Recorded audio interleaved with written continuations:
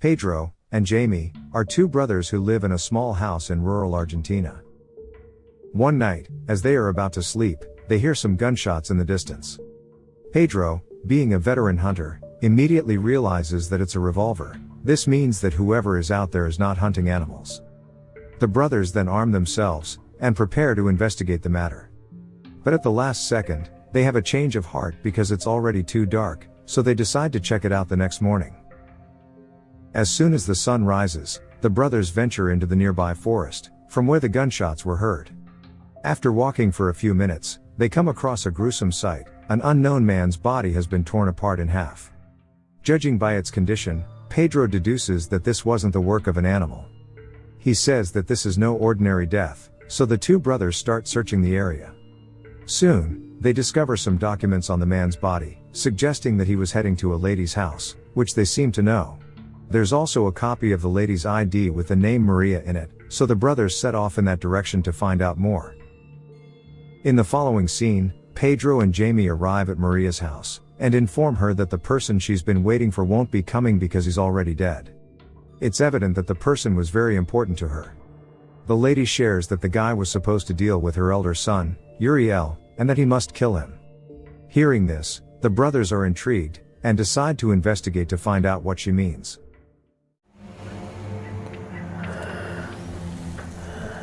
Santiago, Uriel's younger brother, explains that Uriel has been possessed. He's been rotten for a long time.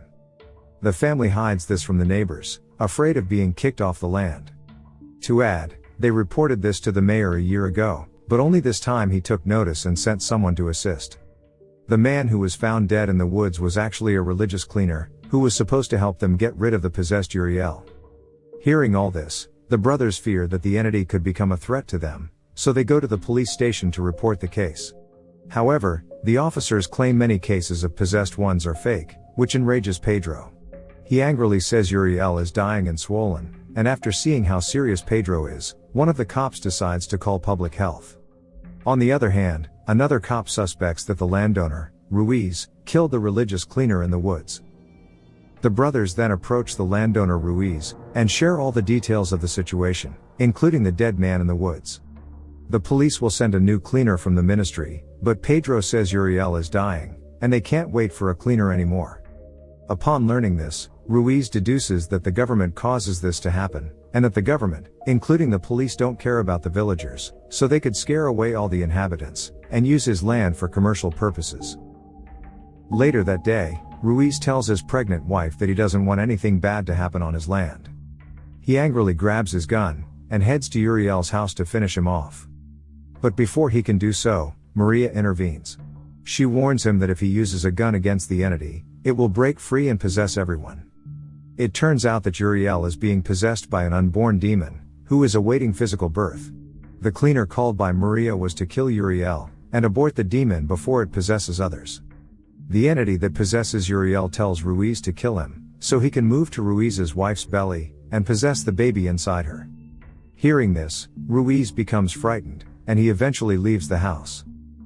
Afterwards, he explains to the brothers that they need to get rid of the evil force as soon as possible from their area. If they are not fast enough, the entity will destroy everything in its path. The trio forcibly barges inside the lady's house with the intention of taking Uriel away. However, it is not an easy task, as the possessed man appears to be huge. While he is being carried, pus and other nasty things pour out of his body. Regardless, the three somehow manage to carry him out, and load him in their van. Now, they want to take him as far as possible and dispose of him, and they want to make sure that he never comes near their residence again.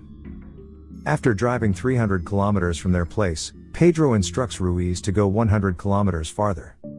But then all of a sudden, they nearly run over a schoolboy. Later on, the three of them decide to catch a breather, and check on Uriel. However, when Ruiz checks the trunk, the fat man is no longer present. They search the area, but find no traces of him. The trio then assumes that his large body might have rolled out when they almost hit the schoolboy. Since they have already driven for about 300 kilometers, they believe that it's a safe distance and decide to return home. Unfortunately, the very next day, Ruiz and his pregnant wife discover that one of their goats has been possessed by the same evil entity. Enraged and out of options, Ruiz aims his gun at the animal, but his wife stops him. She repeats the same thing which the old lady said earlier, that one can't defeat evil using a gun. Moments later, Ruiz attempts to back off, but at the same time, the possessed goat comes near his gun. It taunts him to pull the trigger, and this turns out to be a fatal decision, as the evil escapes and finds another host, which turns out to be their unborn child. His wife also gets possessed, and she ends up killing both of them with an axe.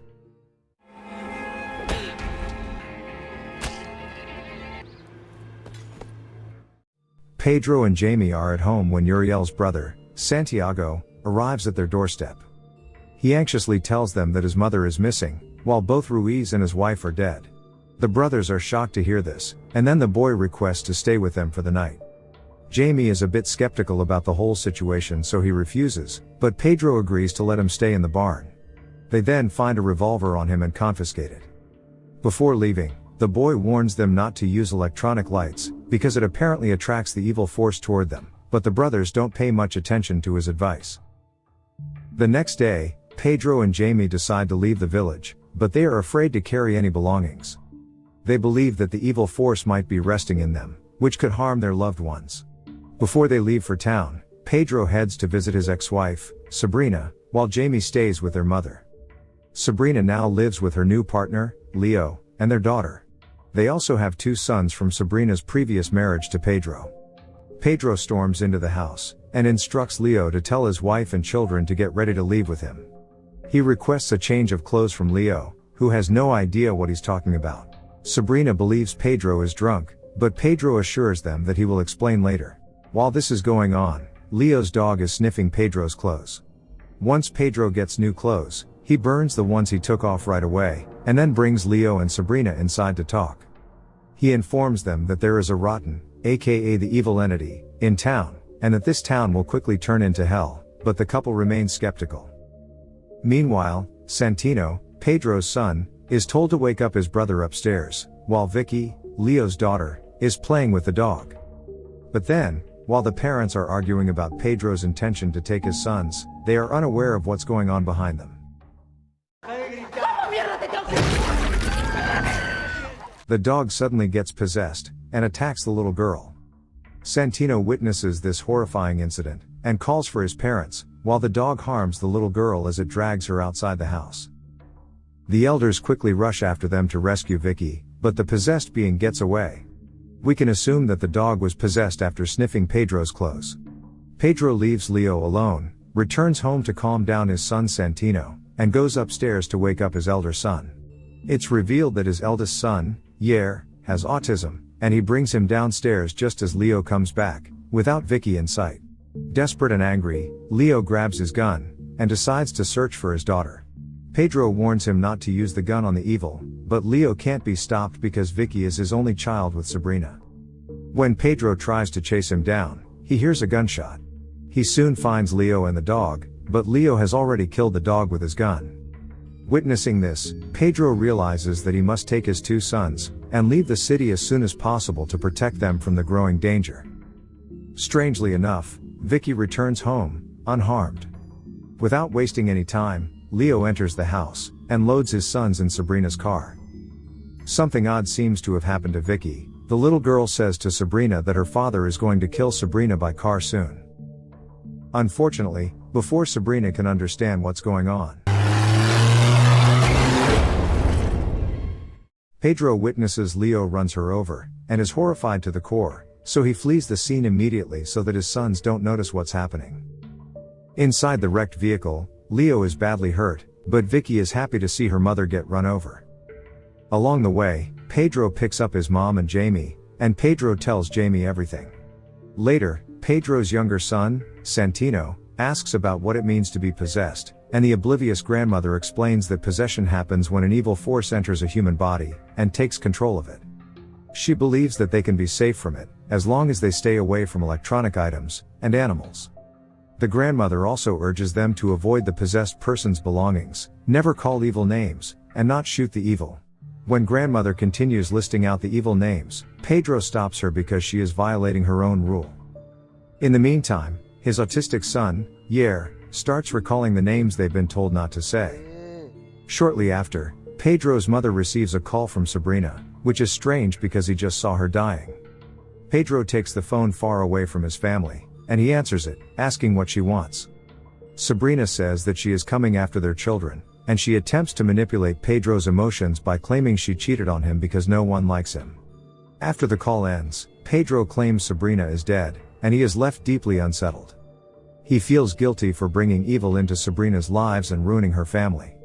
Seeing him so distressed, Jamie suggests they seek help from a former cleaner named Mirta that could help them.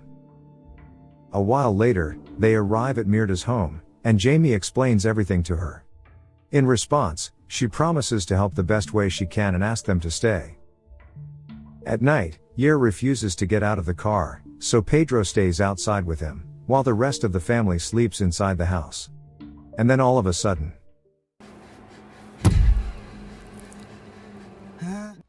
as everyone is asleep, the grandmother notices Sabrina in her room with her disfigured face, holding Santino in her hand. When Pedro and Jamie catch wind of this, Pedro rushes into the room and sees Sabrina, who is carrying Santino with her, before jumping from the balcony. Pedro runs after her, but soon realizes she's already gone. Another problem arises when Mirta reveals that Yair has now been possessed. She explains that the evil force hasn't completely taken over him yet, because Yair is autistic, and it can't control his mind. Using this opportunity, Mirta opens her cleaning equipment, and explains to Pedro and Jamie that they need to kill Rotten to break the possession process. She knows that it is alive somewhere and they need to find it. The brothers then tell her that the first person who got possessed, Uriel, fell from a truck. Hearing this, Mirta says that moving Rotten was a big mistake. The lady shares the seventh rule to stay safe from being possessed: one should not be afraid to die, because evil preys on their fears. She is saying so because the entire family is terrified of losing Santino right now. She and Pedro then set off to find it, while Jamie goes in search of Sabrina and Santino. As the group parts in different directions, Mirta tells Pedro about her life. Her husband was a shepherd who pretended to run a church, but actually knew nothing about cleaning and Rotten. He hired actors to perform fake rituals, until the real Rotten showed up, teaching them a valuable lesson and making them start working for real. However, he disappeared one day when he attempted a real cleansing. She has done this for 12 years, which is why Rotten stayed away from her. Pedro wonders why the evil entity didn't take Mirta instead of his son, and she explains that it is because he is the one who is afraid of losing his son. On the other hand, Jamie, who is on a quest to find Sabrina and Santino, finally locates them. To his horror, he discovers that Sabrina has brutally killed Santino by decapitating him. In a state of shock and distress, he decides to do this.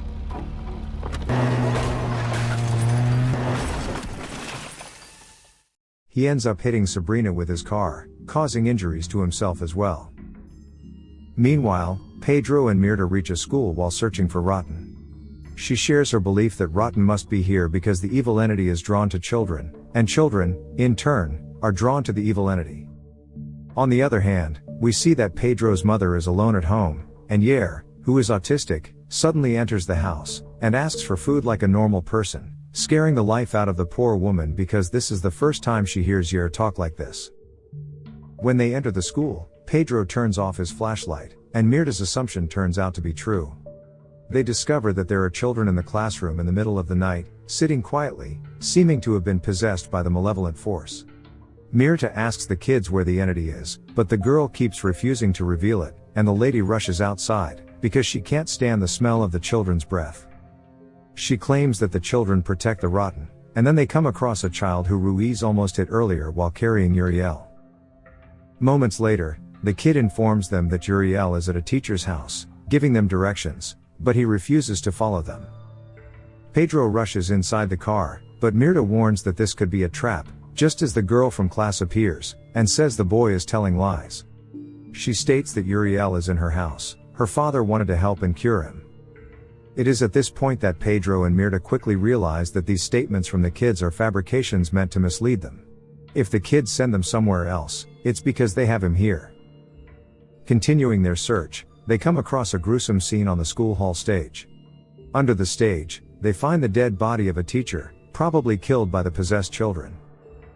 As Mirta sets up the demon killing equipment, Pedro quickly tries to open the stage wood, revealing a number of scattered dead bodies, and he takes the dead bodies out one by one.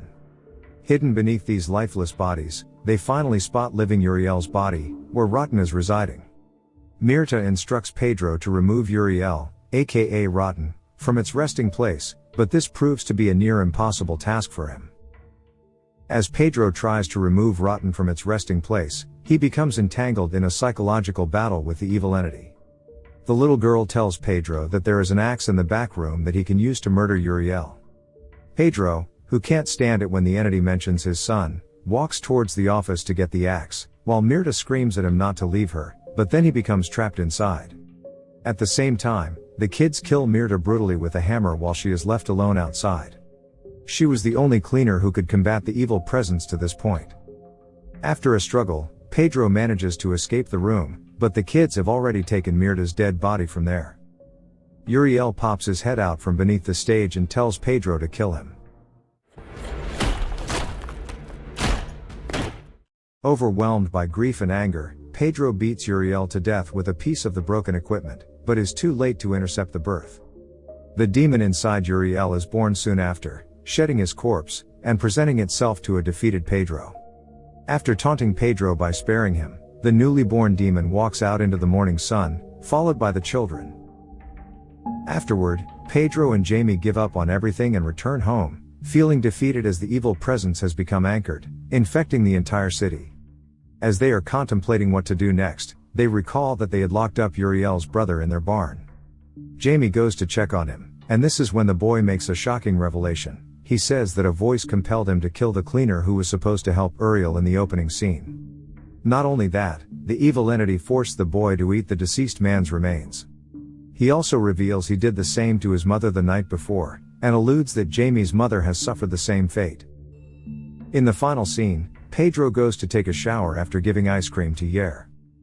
During the bath, he notices that the evil entity's fingerprints on his head have become permanent. Later, he exits the bathroom, only to discover that Yair is choking, and realizes that something is obstructing his throat. When Pedro checks it, he finds a lump of hair, and then his mother's necklace. This means that Yair ate his own grandmother, having been possessed as well. Overwhelmed with despair, Pedro collapses to the ground, and starts crying. The two brothers reminisce about the people they have lost, and this is where the movie ends.